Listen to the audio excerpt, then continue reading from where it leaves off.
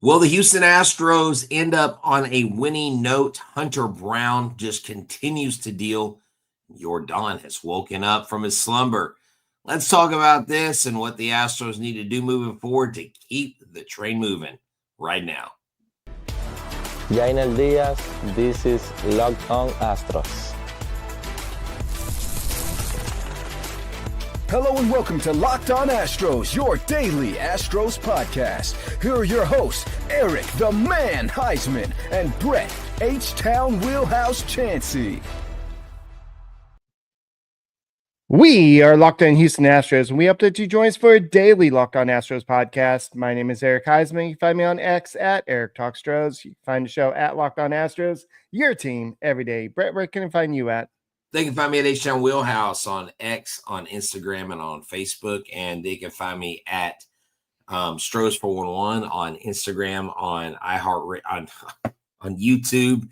And look, just find me on your socials. I'm H-Town Wheelhouse. You know where to find me. You know where to find the show. Subscribe, like, comment on every Locked On Astros podcast. Hey guys, thank you for making Locked On Astros podcast your first listen, whether it's on YouTube. Go ahead, subscribe to us, make us first listen.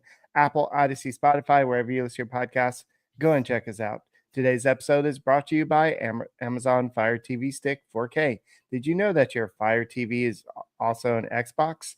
Turn any TV into a gaming and entertainment hub for Fire TV Stick 4K devices. No console required. Head to Amazon.com/Fire TV locked on to get started today. Xbox Game Pass, unlimited subscription, and compatible controller required. Brett, I know it felt like somebody had some cheat codes against the Astros this weekend. They couldn't score any runs, but they do power up after a power drought for Friday and Saturday. On Sunday, we did talk about Alvarez needing to get the job done. He did it on Sunday night. He upped his OPS a little bit. And Hunter Brown, this guy is continuing to impress the Houston Astros and Astros fans. I think maybe there should be some talk about maybe player of the month for him. So we'll go and talk about that. And Lance McCullers, he looked really good down with the Corpus Christi Hooks. Is his next start going to be with the Houston Astros? Well, Dana Brown offered his opinion, so we'll be talking about all this.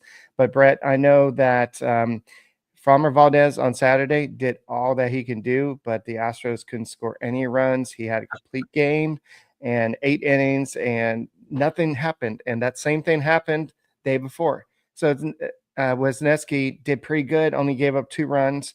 And it just seems like the offense sometimes just like, you know what, we're going to take the day off. And you can't have a winning team like that. Well, you can't, but I believe the Astros had lost 8 in a row in Kansas City until today. So they snapped that losing streak. There were a lot of losing or scoreless or whatever. There were a lot of streaks broken today. We'll talk about Hunter Brown in the next segment. But what you absolutely needed today was you needed the Astros offense to get off the ground. And, you know, Yordan Alvarez hitting a 3-run home run in the top of the third was phenomenal because that broke the score open. Now, you would like to have seen them just tack on more and more, and they actually scored in 4 different innings in this game, which is unlike what they've done in the last 2 games, like you mentioned. I really like that Yordan launched that ball and kind of broke out of his slumber at the plate, like I mentioned in the intro. Today, he was 2 for 4, Eric. He had a multi-hit game. Jeremy Pena was leadoff today, and he had a 2-hit game. Look, Jose Altuve was on the bench, so this team was without their best hitter thus far in the season, and they went out and they did what they needed to do. And there wasn't just 2 multi-hit games. There was also a guy by the name of Chas McCormick, who has not played a whole lot lately, come in and get 3 hits. And that's how you break up this drought. You have to start hitting. We talk about hitting being something that's contagious. When one guy does it, everybody else seems to follow. And it's just been the up and down inconsistency of this team that has really been kind of the hallmark outside of the pitching. We know what you're going to get with the pitching, you never know what you're going to get when it comes to hitting the baseball with the Houston Astros. But they broke the curse in Kansas City. I guess you can call it a 24-hour virus or something, or 24-hour inning virus or something like that, where they're held hitless or scoreless for 24 innings. And we'll talk about Hunter Brown. His streak was broken, but the Astros were held scoreless for 24 innings before that home run that you mentioned. And it was he had a hard hit double in the first inning, Alvarez did. And then he had that situation where he had that home run. But overall, it was a 436-foot home run straight to center. He stopped to watch it. He knew that it was likely going to be gone, but he came in with a 200 batting average or so. And I feel like he's starting. And I said this before the weekend. I said, I hope that Alvarez has a monster weekend. He didn't quite have a monster weekend, but he had a monster Saturday, and he rose his OPS up about he came in this morning with a 604 OPS, and he rose it up to 672 with 2 hits and a walk and five plate appearances. So there's still a chance that he could turn the season around. It's still early enough. I know we can't keep on using that phrase, Brett, but it's still early in the season. He's a proven guy, and he talked about it after Saturday's game. He said he's getting there. He can look at the numbers, but it's just until the numbers start turning around, he's not happy. And that's what you want. You don't want your superstar out there saying, you know what, I'm satisfied where I am. He wants to get up and just realize, hey, I got to do better. And so does Diaz. Diaz was so pumped after that home run. You know, this guy is like, so he knows he's better than this. And he's been struggling all season, Brett. I know you and I talked to him, and he prides himself not only on his fielding, but his hitting.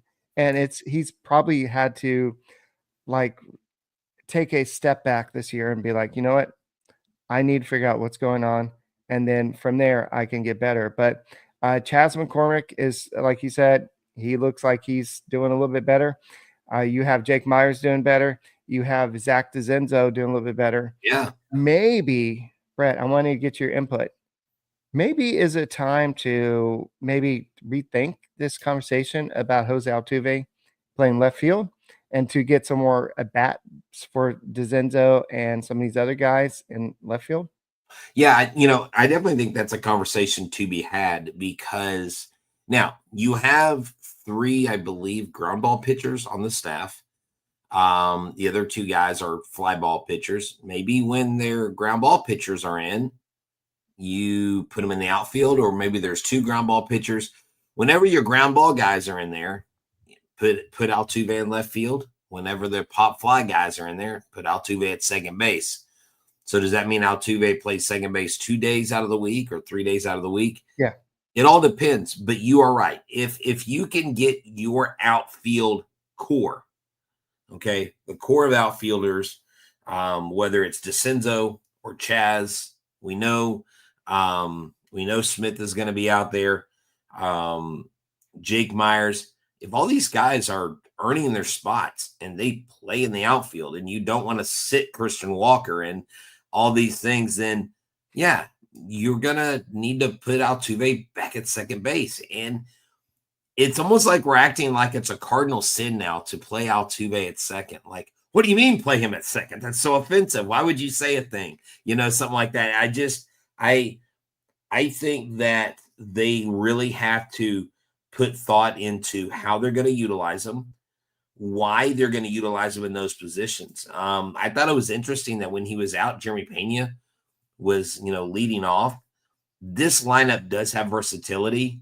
The chess match in the game within the game, is when to put guys where, what matchup makes sense. Like, looking forward to these next few matchups, where is Altuve best utilized, and who does he not take a spot from if he's playing left field, or who does he take a spot from when he's playing left field? I think that's a valid conversation, and that's a conversation we can continue to have throughout the year. And that's why we do that, is because there's things that are going on that when one thing happens, it causes another thing to occur. And so what is the reverberation of those moves? Yeah, and we can continue this conversation. And I just think that the Astros need to find a way to have a better power output, so you don't have situations where you held scoreless throughout the whole weekend like they were. But Alvarez was batting third today. And so I think they're just trying to find their way. They're the little lost puppy trying to find their way. And until they find their way, they're going to be just this up and down team. And once they find their way, then they'll go ahead and play Happy Gilmore in a different movie. But guys, thank you for making Locked On Astros podcast your first listen every day. All right. Well, I wasn't sure where Eric was going with that, but you know what I am sure of? FanDuel. FanDuel is America's #1 sports book. And the NBA playoffs are here. FanDuel is giving new customers an incredible way to get in the action right now. When you join FanDuel and place your first $5 bet, you'll get $250 in bonus bets if your bet wins. Look, I love how FanDuel makes it easy, whether you are picking your favorite team, whether you're diving into player props, from three-pointers to steals to assists. FanDuel has so many ways to bet your favorite player props. Plus, after the game tips off, you can even combine live prop bets into a same-game parlay for a chance to win big. So don't miss out. Head to FanDuel.com today and claim your $250 in bonus bets today. FanDuel, the official sports betting partner of the NBA. Hey guys, thank you for making Locked On Astros podcast your first listen every day. Whether it's on YouTube, go ahead, subscribe to us, make it your first listen on Apple, Odyssey, Spotify, wherever you listen to your podcast. Go and check us out. For those of y'all that don't get it, that was a reference from Billy Madison. It was like about the I think it was the teacher, and the teacher read him the book, the dog that lost his way, and then later on he was trying to win a competition, and then it was something so stupid, and even the guy is like, that's the stupidest thing we've ever heard. But the Astros just got to find their way, and sometimes you got to have a leader that is on the mound when you're on the 2-game losing streak like the Astros were, and that's in Hunter Brown. Hunter Brown has been that leader. It doesn't matter what happened. I don't care if you haven't scored any runs for the last 2 days. I'm going to go out there. I'm on a 24 inning scoreless streak. I can go out, and no matter what the offense is going to do, I'm going to pitch my heart out. And that's what he did. That's what he's been doing. And it went up to 28 straight innings scoreless. But unfortunately, they did score a run. It was a Bobby Witt double, and which scored a run. But still, it was a very impressive streak. Only so many Astros, I'll tell you about that in a second, have had a streak as long as this. And Hunter Brown, I know you want to talk about how good he is and how, like, who possibly could get the pitcher of the month for the American League. Yeah, definitely. Well, there are a few names, and I actually brought I'm going to bring up one more that you and I didn't talk about, because I think that he is also going to be in the mix, and I may be missing somebody, but you got Max Fried, Hunter Brown, Tyler Mahle, and Walker Buehler. Look, I mean, this is insane. And of course, I missed the U in there for Buehler. Bueller's 4-0 right now. He's got a whip of 1.16, and he has 26 strikeouts. But what Hunter Brown is doing, Eric, in this month of April is absolutely phenomenal. He is dominant. He is the Houston Astros ace. He is the guy that they turn to. And Joe Espada has said he is the leader of this staff. So that means you're an ace in my book. His whip, though, .77. He's a 4-0. He has a 4-0 record on the seat in April. He has every start this year. He has gone at least 6 innings, Eric. Every start, at least 6 innings. So he's got a streak of basically 5 games where he's gone 6 innings. And even though his first game he took the loss, He still has a .77 whip, 33 strikeouts. And Eric, he's given up a minuscule 3 runs in those starts. I mean, this guy, to me, Hunter Brown deserves pitcher of the month. I don't know if you remember the year when Garrett Cole won pitcher of the month 3 times, and he lost the Cy Young to teammate Justin Verlander. That, to this day, I still wonder if they should have done co-Cy Youngs. What I love about Hunter Brown is, like you said, when he gets on the mound, everything else stops. You know that right there, that boy's going to dial up a win. And he's going to do enough for the team. Just got to get a couple runs for him, and you can win that game. You can score 2 runs and win a game. But again, the Astros do better when they score 4 or more. I mean, I think pretty much most teams do better when they score 4 or more runs. But man, Hunter Brown is just dealing. He looks good, Eric. He's keeping everything in the zone, and I think he deserves pitcher of the month for April. I'm really disappointing you, Brett. I think you misspelled Walker Buehler. You're supposed to say Ryan Gusto. Ryan Gusto in April has a 3-1 record with a 3.78 ERA with 23 strikeouts in 22 innings. Come on, dude. If you're going to be a homer, let's be a homer for the underdog. Well, come on. Yeah, but I don't know, man. I don't know. Walker Buehler, though, over there in Boston, 4-0. I mean, look at his ERA overall, though. It's 4.28. I know he had a bad first start. He's allowed 5 home runs, the most. Ryan Gusto has not done pitcher of the month stuff. Ryan Gusto has been very good. Ryan Gusto can be like Brad Peacock was back in 2017. I mean, Brad Peacock, when he was a part of the staff, remember, he didn't start the entire season. But every time he was in there, you knew for a fact that he was going to go out there and deal on the mound.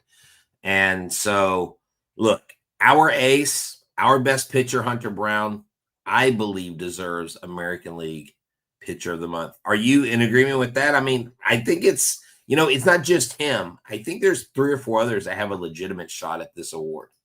I wonder if they take in consideration March stats as well, or is it just literally April? Oh, it's just April. Yeah, it's only April. So you're just washing out the starts. Like, that's just not fair because there's some starts that happen in March. So I have a feeling that they probably work it in. But Hunter Brown right now has a 1.22 ERA. So he's second in the American League. If you're talking about whip, he is third in the American League with a .84 whip, and Eovaldi has a .74 whip, but his ERA is much higher with the Rangers right now. But each pitcher has their attributes that is a little bit more favoritive. But what Hunter Brown has done is he's gone out there, like we said, gone out there when the Astros needed him. But today, 6 innings pitched, 6 hits allowed. He wasn't unhittable today, but he went out there, got the job done. 1 walk, 9 strikeouts through 100 pitches. 9 strikeouts matches his season high. 5 of them end up on a changeup. So he just went out there and used the change to hit the advantage. The Royals were a little bit chasing a little bit at certain points, and I wanted to remind you of something. Think back to April 11th last year. Okay. This is when, I believe it was April 11th. It was sometime April last year.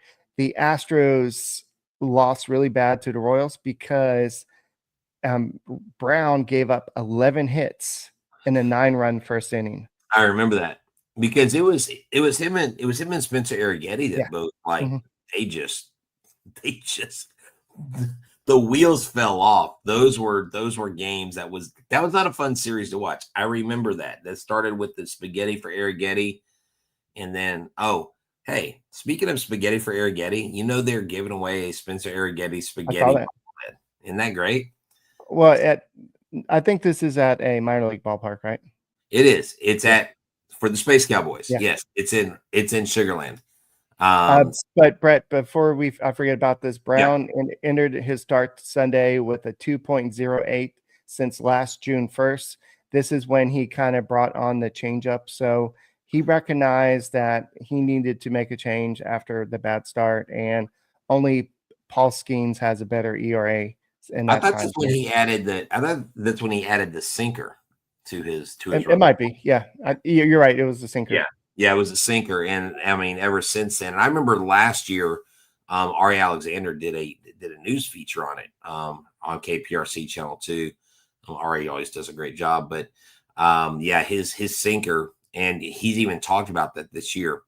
He just added it, and he just knew that it would work. And the thing is, he has command of the zone, and that is what is most important. I think Hunter Brown definitely is dialing up a pitcher of the month award here. Pitcher of the year. Love to hear it. So guys, go ahead and continue this conversation on the Locked On Astros podcast. All right, you've heard me talk about it time and time again about GameTime. Well, I'm going to continue to talk about it. Why? Because it is worth it. It is the best ticketing app that is out there, okay? Look, with last-minute deals, all-in-one pricing, and the lowest price guaranteed, GameTime takes the stress out of buying MLB tickets. Plus, ticket prices drop as the game time gets closer, meaning you can score an incredible deal.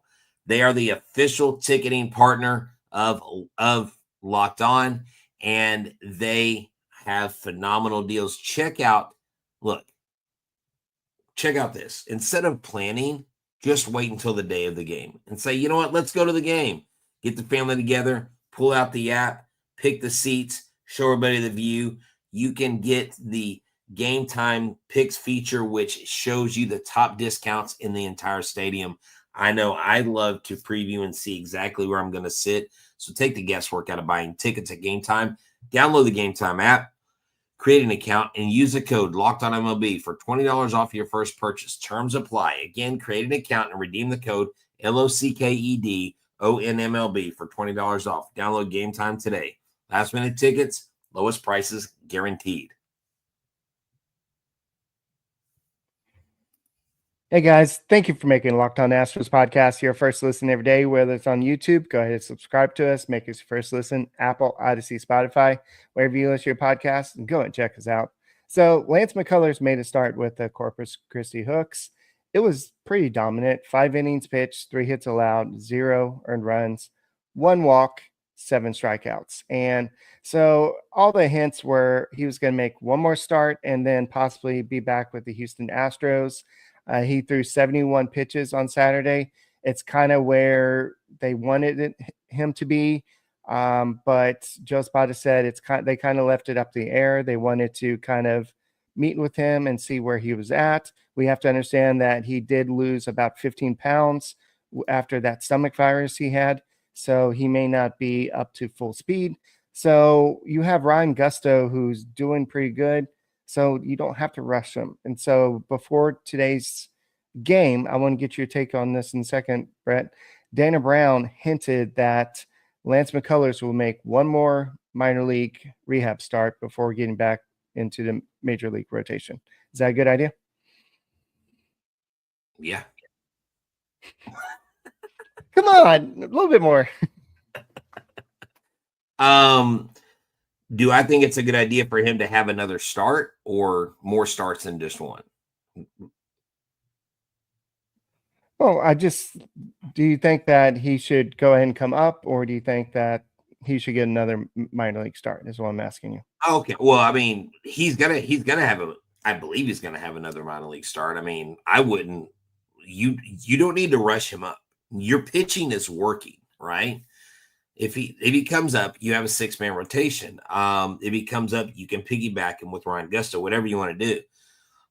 It really depends on number one, how is he feeling? Okay. And not necessarily confidence, because he's never lacked confidence. Lance McCullers has the confidence. So it is just one of those things where I really think that if they feel like he's ready and he's passed all the tests, he's met all the markers, why not? I mean, why wait? But also don't rush him. I really think we're going to see a healthy Lance McCullers, and I really think that this is going to be the year where he doesn't have any more bumps in the road, that he gets up here. Now, what kind of success is he going to have? I have no clue. I would like to think that he would be dominant Lance, but who knows? There's not a whole lot of tape on him the last couple of years, so that could work to his advantage. And he's a different pitcher, so you can't attack him the way you attacked him in the past because he's using different stuff. And so I say give him another start in the minors. Let him come up, see what he does. I mean, if he's feeling good, why the heck not, right? Yeah, I think the whole consideration to be taken here is what do you do when he does come up? You have a situation where Ryan Gusto is pitching pretty well. You can go to 6-man rotation. Forrest Whitley did have a setback. He was placed on the IL with a knee issue, so he will likely be out for a little bit. So I believe that what you could have is if you don't go with 6-man rotation, you can go ahead and put Gusto back in the rotation. Sorry, in the bullpen. You're going to have McCullers in the rotation. There's no ifs, ands, or buts, or coconuts. That's what's going to happen. It's because of the health issue. You're just not going to do that. But I think Gusto it could be make a easy transition back to the bullpen. But a 6-man rotation, especially with the fact that right now the Wednesday starter is TBA.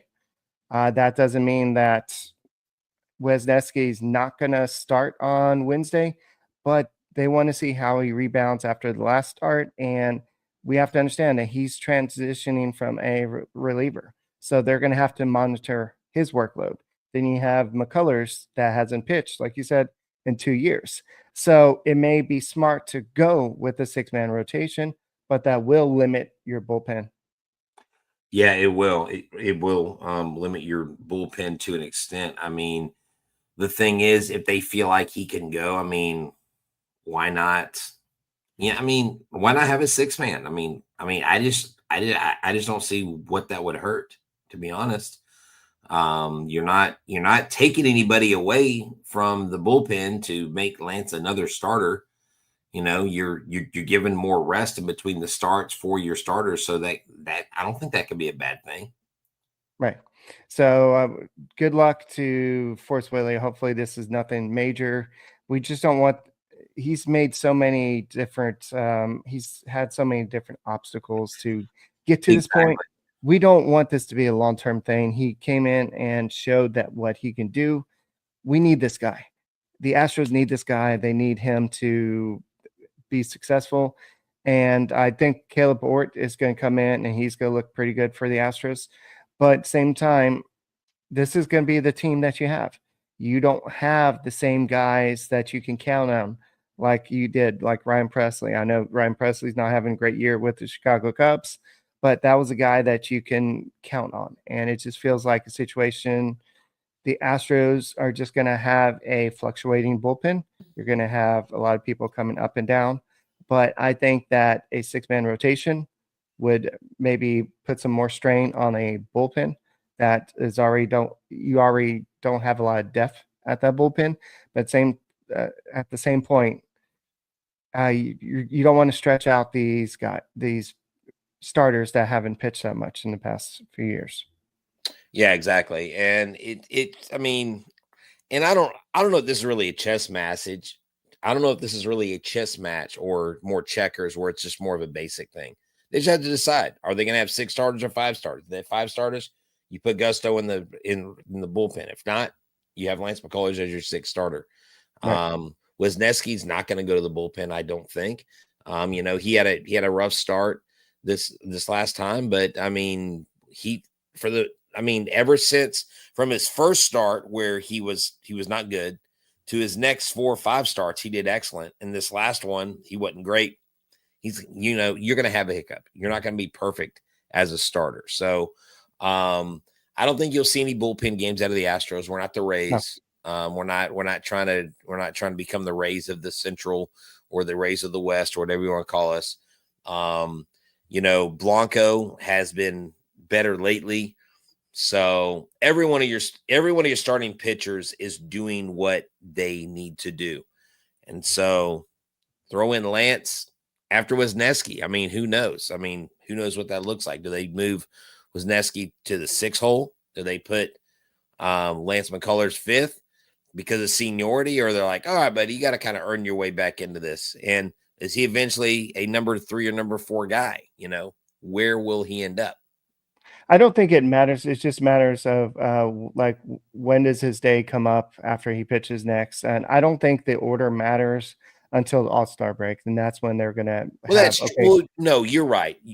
You're right about that. But I'm just saying, I just don't know if they're going to, how they're going to order that when it does come to an order. Because in the playoffs, you can't have a 6-man rotation. It doesn't work like that.